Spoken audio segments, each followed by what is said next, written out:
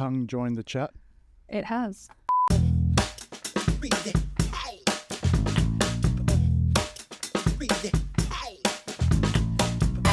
Hey guys, welcome to another episode of the Remind podcast. My name's Dr. Ashley Morland. I'm joined by my awesome co-host, David Masterton.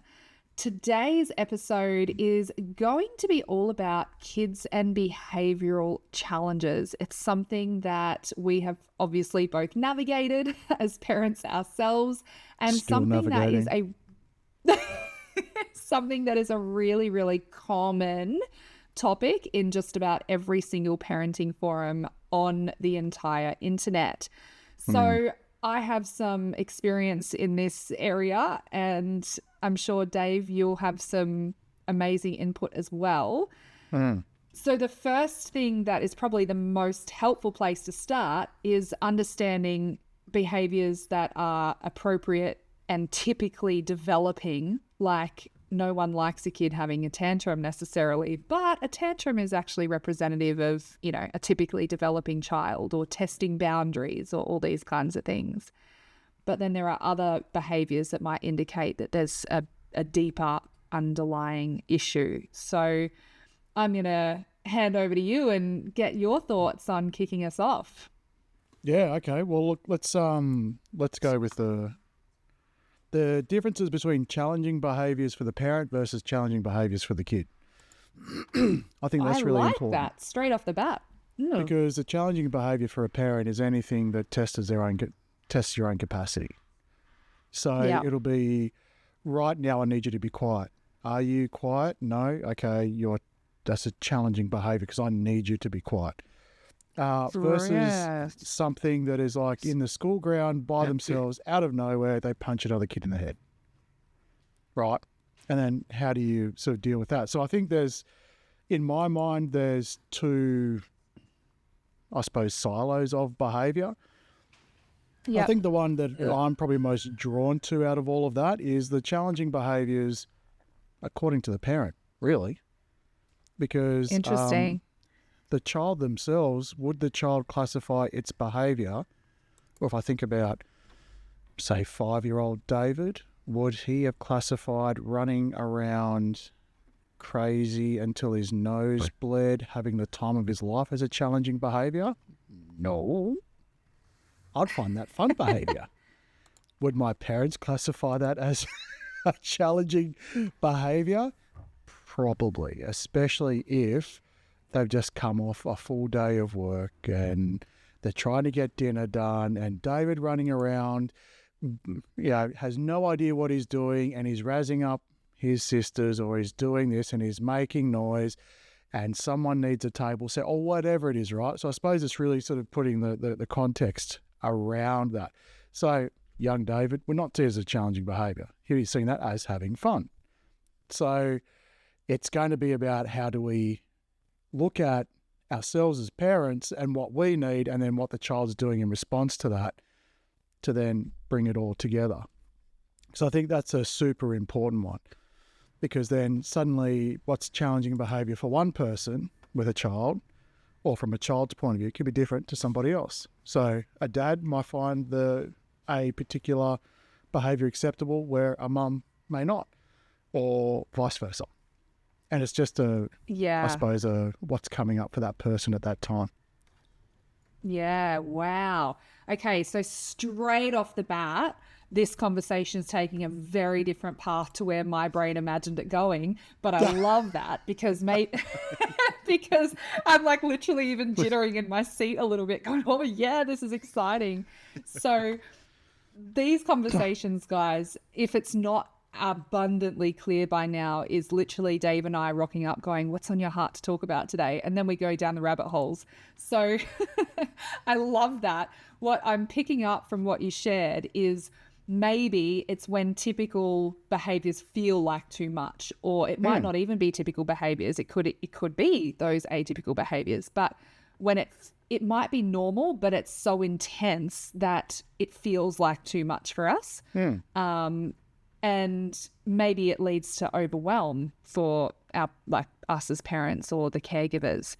So yeah, I think that's a really important conversation. It does remind me of a conversation we've had previously around when our children mirror our unresolved emotions. So maybe we'll pop the link to that episode in the show notes. If you haven't watched that, definitely check it out because it's going to be really relevant here. So what is your thoughts on exactly that topic, on when a behavior feels like too much? Well, I think, it'll feel, you'll know it. But it could be, there's no sort of hard set limit. You can't just sort of say, so long as this is happening, that's past the point. It will come down to the parent's capacity. Now, this is not going to be on me looking at myself as a parent and going, well, I need to have more capacity to let these things go. Because I think at the end of the day, I'm going to add another twist to all of this. What is desirable? And the reason I've made it about parents, let's look at what is desirable behaviors in a child. Yeah. I mean, that can be really flexible, right? It doesn't necessarily need to be this sort of one thing. So desirable behaviors for a parent could be based on the parent is a real go-getter, right? Someone who's constantly active and one's, that rides BMX and never, does, amazing at school and all of these things, overachieving, all of that, right? That could be... You just put my CV out in the public. I know, I was maybe on purpose. Or it really could be the house mouse. It could be the fact that you just need someone who just sits there in the corner, takes care of themselves, doesn't make a sound, and just sort of doesn't need much attention. Or it could be like insert anywhere, right? Because then it comes down to what the caregiver needs based on all of that. And then let's go and project those desirable behaviors from a child and nurture that without changing it into adult behaviors. Do we want the same behaviors in that adult child that started off as a child? So someone who, again, self-sufficient, stays quiet, looks after themselves, isn't a hassle, is a good boy, is a good girl, always listens, does what they're told. How does that turn into an adult? Well, there's a potential of people-pleasing. There's a potential of sacrificing their own needs for the greater needs of everyone else because they need to feel as though they belong. So I guess when you ask the question, what is the ideal behaviors for a child? Then you'll know what is the undesirable behaviors for the child. And then you look at how, as a caregiver, does that affect me? What is it about these things that I need from all of this? And I think that's really the most important point. And I have seen as a dad myself. And I see a lot of things that I would get triggered on with my kids based on my behaviors when I was a kid. And so I think a classic one I've spoken about in the past is if I ask my son to do something, he'll go, but why? But in my head, I would hear, but why? which was me. And so I would respond like, why are you challenging it? Why are you questioning it? Why are you whinging about it? Just do it. But then when I was able to look at that, I then really heard the why. Dad, why? Well, we need to do this because of this, because of this. And then sometimes I get the, okay. And then sometimes I get the, but why? And it's like, okay, now we're going down the challenging path. Okay, challenge me.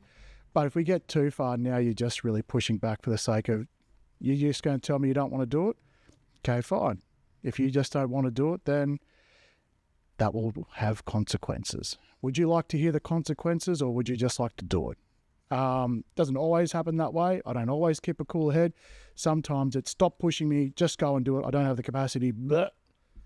Or sometimes you might get calm, Dad, and it's sort of like, okay, mate, you can go and do that, or don't do it, but you're not having technology till you do it. Your choice, up to you. You're a sovereign spirit, right? Yeah. And varying degrees between all of that. But there's guardrails. Yeah, yes. Totally. I think that's so important. So Yeah. it is really quite a Wowza. tricky one, because when you start to look at what is ideal, it's a judgment, it's a projection, it's a what do I need? Mhm. The person who's judging it is judging based on their own needs as opposed to a set book. Now, there are the outlying tolerances, which is, again, overly aggressive and lashing out. These behaviours you simply don't want. But if we're talking about the ones in the middle, which are just challenging behaviours, I don't want to go to school. I want to play games. I don't want to go to bed. I just want to do this. I don't want to clean up. I don't want to clean my room. I just want to, just whatever it is, it's going to be based on, Keep playing my game. yeah. Yeah. And so you look at yourself and sort of go, what do, as a caregiver, what do you need? And to be honest, I have no qualms telling my kids, okay, right now, what I need from you is this.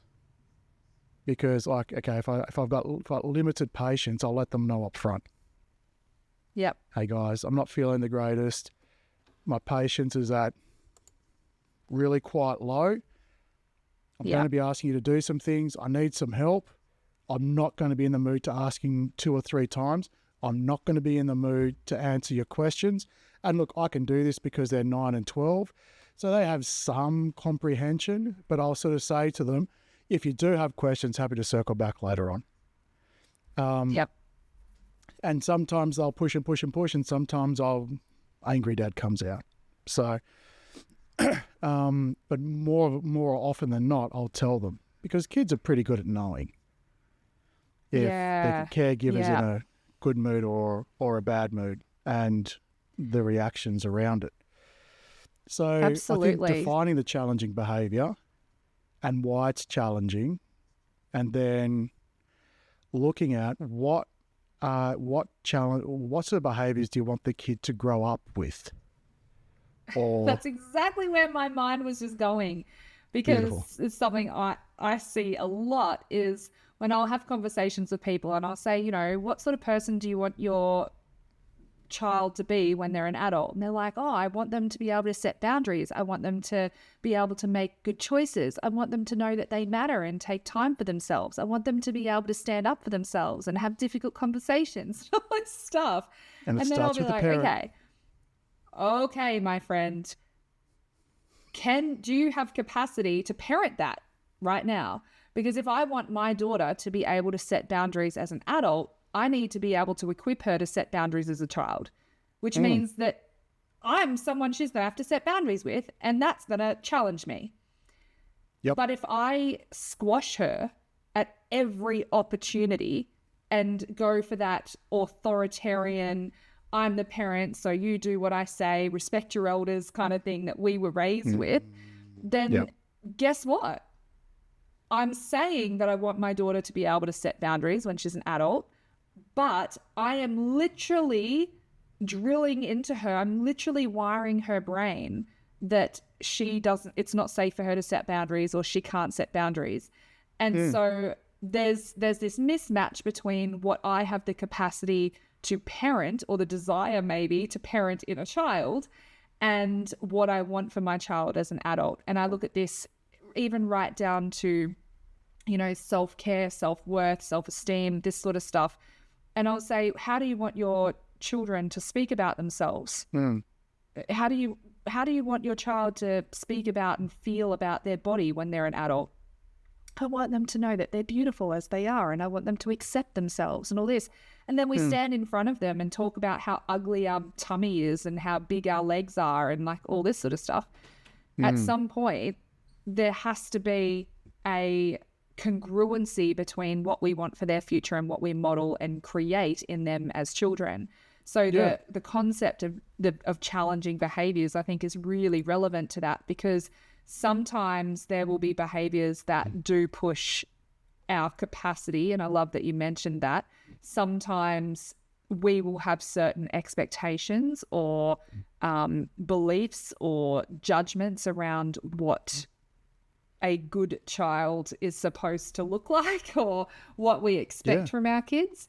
But we have to ask the question, but why do I expect that of them? Like, if I expect my kids, a big one that's coming to mind for me is I used to expect my kids to finish everything on their plate when they're having dinner. And it wasn't like that. And that was just normal for us until years later, I questioned. I was like, yeah, but why? Why do I expect that? Where did that even come from? And if they were to sit there and screw their face up and go, I don't like that, and I would consider that to be disrespectful. I don't know, a disrespectful behavior. Where did that come from? That's actually not a challenging behavior. It's a child having a preference and communicating that preference away from whatever I've served up. But when did I make that not okay? When it was modeled to you. When it was modeled to me. That's right. When your parents did. And look, and I can see where it's come from. This is not about sort of absolutely shaming everyone, including myself, in this as to, oh my God, I should be better. No, because, I mean, yes, we should be better. It's our responsibility to be better, but we don't need to hold on to shame as to why we got there. We can be curious about it, and we can try and find the origin story of where it came from. But a lot of it sort of came down to from parents. And, at the start, it's and sort society of like, well, absolutely. But mostly kids get their formative years from parents, less from society. Society sort of kicks in down the track as the child can comprehend a bit more outside of the bubble of their parents. That's my own take on it. But it's about gratitude. It's sort of like, okay, your caregiver spent a lot of time making this meal, putting love into this meal. And also there are other people that don't get to eat this. So why do you get to decide not to eat it? If you don't eat it, where does it go? Are we being wasteful? So it's that sort of mixture of being grateful for the food that you've got, because not everyone gets to eat every day or, pleasant meals. And the other thing is showing gratitude back to the person who provided the meal, because, as kids, generally we can't cook for ourselves.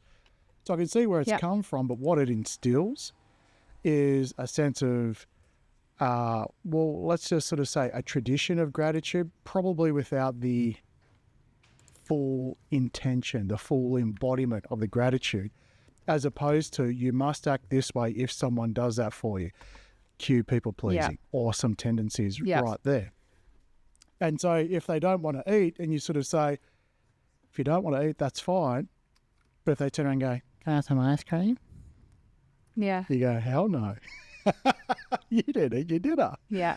If you're hungry, you can finish what's going on. Because all of these behaviours and preferences will have a limit. If you were to give a child, let's just say, if I was to allow my 9-year-old son to make every decision for himself for one day, no holding back, I mean, he'd probably have the best day of his life, but it'd be mental. Absolutely mental. So as you said before, there has to be guardrails. Just sort of go, yes, you can express your preferences, and I can tell you the reason why it's not a good idea to do all of this, because at the end of the day, I am a teacher, I'm a parent, I'm a caregiver. And as such, I'm here to give you the tools to be equipped to be a functioning adult in the society.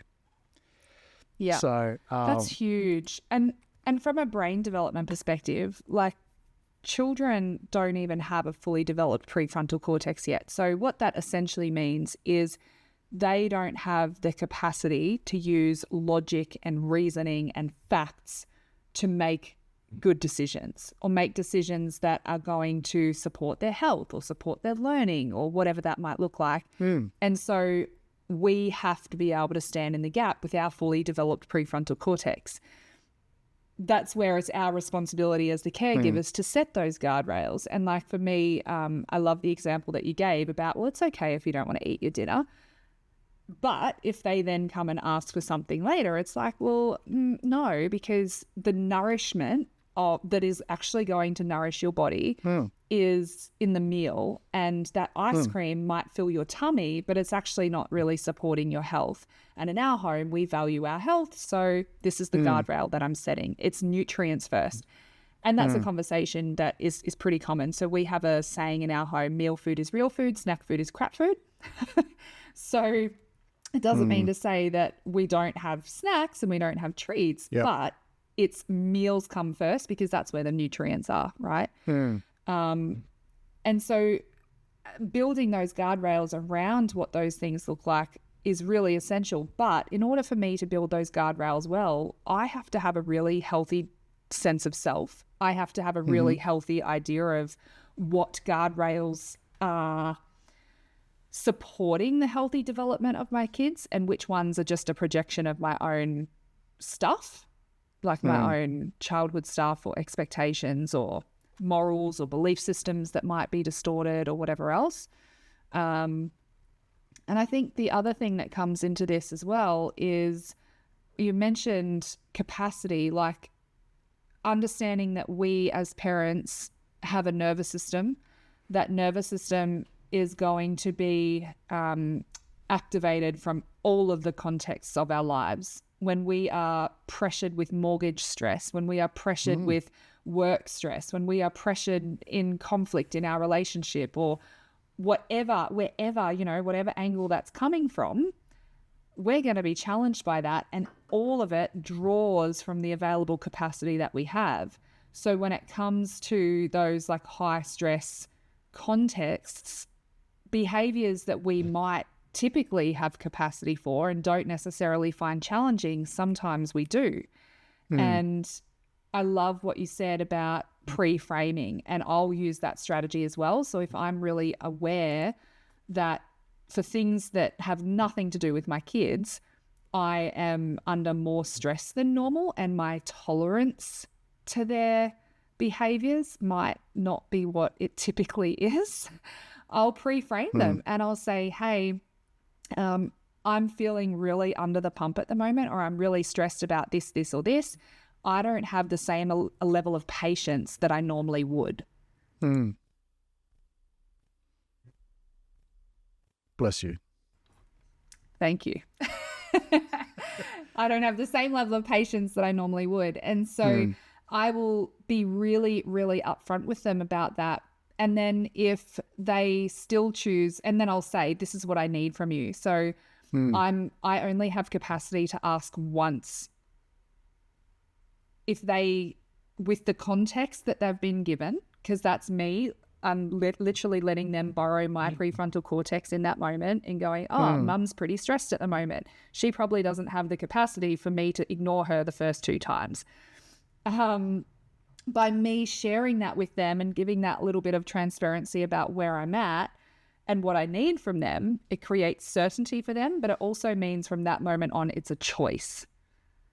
So that works really, really well in our home.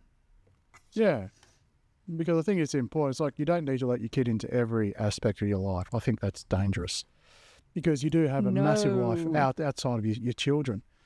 But to be able to share with them, to sort of say, hey, look, right now, just at this point in time, I'm feeling like I'm on a very short fuse, so please don't push it. And if you want to ask why, happy to talk about later, but right now it's not the time. Can I get you to do this, this, and this? Sometimes it'll work, sometimes it won't work. But it's being able to share that with them, and they may not necessarily, because they just might be like, but I really don't want to do this. Like, yep, agreed.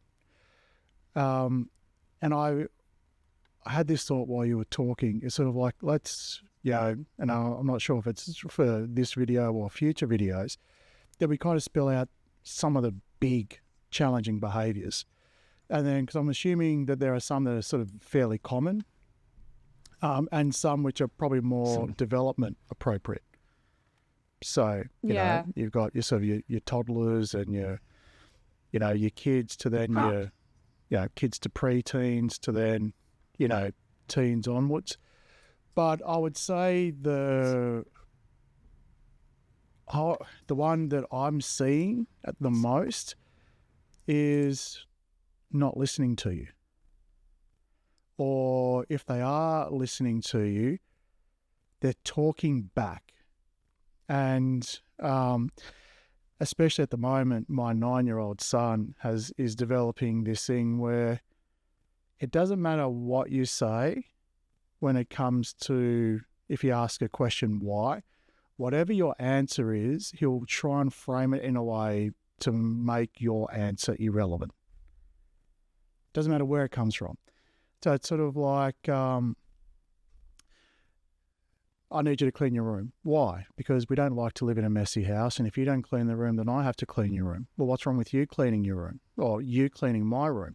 Well, everything else I need to do, so I think it'd be nice if you could sort of share it. But what if I can't do it because my legs are broken? And I'll sort of say, that's pretty sad, but if both your legs are broken, you should be in hospital. And then he'll sort of say, yeah, so if I'm in hospital and I need to be fed, we don't need to clean my room. Right? And it's actually really quite cool to watch how the brain is developing in this sort of rabbit hole that he then starts going down. And for me, I see it as a bit of sport.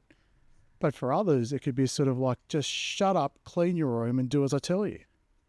At what point does that hammer come down? Isn't that interesting? Because testing authority is developmentally appropriate between 6 to 12. But see, how cool is that? So it really depends on my capacity, what I'm teaching. And so normally a lot of the times it comes down to, okay, well, look, as a 9-year-old, mate, you have a choice to either be treated as a child or more like a baby. Babies don't need to clean the room. Or, since you like the fact that you have your own phone, you get to go to bed at 9 o'clock, you have the ability to play technology. These are kind of more adult-y, independent-y kind of things. Do you like that side? Yeah, I like that side. Well, if you don't want to clean your room, hand over all the technology, come here, I'll put you in my arms, and I'll treat you like a baby, if that's your preference. But I'm not a baby. Okay. Well, if you're not a baby and you want to continue doing these adult things, and part of being an adult is, drum roll, cleaning your room. So how about you go and do it? I think I've shared a similar story once in the podcast about Elijah, and we were doing our team time cleaning the house and I was cooking dinner. Was that in the podcast? It was very, very similar to that story, but ultimately it was around, we were doing a cleanup of the house and there was stuff around that each kid only wanted to take responsibility for their thing, and it was this whole ordeal of like, that's not mine. I never made that mess. I don't want to have to clean that up. And I was in the kitchen cooking our food for the family at the time, and I just went, oh, sweetheart, that's okay. No problem. When I'm finished cooking my dinner, I'll let you know when the kitchen's free and then you can cook your dinner. And he looked at me like with this blank face, like, what? And I said, oh, help me understand here, darling, because it sounded like when you're saying I didn't make that mess, so I'm not cleaning it, that you only wanted to take care of yourself and the things that are yours. That's what I understood. But I'm here and I'm cooking a meal for the family because when we're in a family, we contribute and we support each other, and that's what that looks like. And when I'm finished, it's okay if you only want to clean up after yourself and you only want to look after you, but that means I don't have to do your washing anymore. I don't have to cook your dinner anymore. I don't have to do anything for you anymore. So I'm fine with that. And rent's due at the end of the week. And he was so offended. I was like, what? And he goes, no, I want you to cook my dinner. And I'm like, oh, so does that mean that we, in our family, we do support each other and we do help each other? And he's like, yes. And I said, oh, thank you so much, darling. And then he went and cleaned up the mess that wasn't his. And sometimes that approach is just, how I much wasn't capacity angry. does that take? Yeah. But you had a lot of capacity. It was just a learning experience. Yeah. Now, imagine and again, imagine your kids don't know about anything else that goes on outside the house because it's not their business. They don't need to know all that stuff. They will, over time, as they get older and start to figure that out. But imagine you've just got everything piled on you. You've just had the worst day. You've got these things, falling over left and right. You've got this thing happening. You've got this person yelling at you. You're not feeling, supported. You've got, this struggle of, these other bills and all this happening, and then you got to do that. It's sort of like, just do it, right? And I think that's where it really comes back to, don't be hard on yourself if you haven't got that capacity, but just sort of know how you're going to find that capacity because that's the Yeah. capacity that's required as a teacher versus a protector, right? So if a parent's just a protector, and a dictator. well, yeah, absolutely. And like a protector Yeah. puts a roof over their head, gives them food, tells them what to do. A teacher has to have that capacity, which I think is what's happening as we're starting to kind of lean into it. It doesn't mean that the kids have control of the house, because as a teacher, you need to show strength and leadership and boundaries and guardrails, because if you just let the kid do whatever it wants, it's going to be a free-for-all. And Well, that's nothing against the kid and nothing against anyone else. Absolutely. But biologically, they have half a brain. They do not have a fully developed brain yet to be able to appropriately assess risk, to be able to appropriately future pace, to be able to appropriately do any of these high-level cognitive and executive function skills, because they don't have a fully developed brain. So that's by design. Yes, exactly. So we, as their caregivers, we have to bridge the gap between their partially developing brain and our hopefully fully developed brain, even though there's two things. We just covered this in Rise and Thrive. Two things here. One is I might have a fully developed brain, but is it developed functionally? What I mean by that is I may have a fully developed brain, as in I have reached the point where my brain is no longer developing from a developmental perspective. Yep. Yes. However, if during my developmental years I experienced trauma, I experienced a challenging relationship with my caregivers where I didn't feel seen, heard, and understood. Maybe I was threatened. Maybe certain things weren't safe. Maybe I had to disintegrate parts of myself in order to be liked or acceptable or loved. Then I may have a fully grown brain, but that brain is actually dysfunctional. So my dysfunctional adult brain, fully grown brain, is now trying to create a bridge for my child's not yet developed brain. And in order for me to be able to do that well, my first step is actually I'm going to rebuild my brain. I've got to actually rebuild the superhighways. Otherwise, I'm taking my kid's hand and leading them down the road with potholes and, all the snakes and ladders drama. Whereas if I did the work to rebuild my brain so that I actually had a functional adult brain that could appropriately assess risk, that could do all of these executive functions well, because it's safe for that brain to be online, because I have healthy connections from different parts of my brain, because I have a healthy sense of self network, then I've got super highways, baby. I can grab my kid's hand and go, come on, this is how we get here. This is the path. Yeah. Bit of a rant there. I think to sort of wrap this one up, the way I like to think about it is assume your child is a fully functioning adult and the person they're talking to is someone trying to take advantage of them. Is the behaviour they're displaying to you now a challenging behaviour or something that you would advocate for? So it's like, let's just say they're pushing back and challenging you as to why they have to do something, but you want them to just do it. Now imagine they're an adult version with someone who doesn't have the same best interest with them. How would you want them to react? So then you can then start to think of, is this a challenging behaviour overall? Because no, in the right place, challenging and pushing back and setting boundaries is absolutely something that you want. Versus 100%. I don't like it right now because I don't have the capacity to do it. Okay, look at that. And then it doesn't mean you're going to be perfect every time. You can always circle back to it. Because, overall, it's not too late to start ever.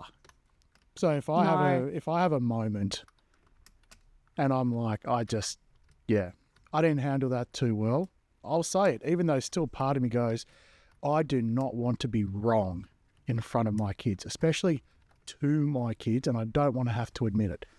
That there's still relics in me about that. But if I'm Yeah. like, I could have behaved better, I'll tell them, actually, I could have behaved better in this. Yeah. And I won't leave it days or weeks or months.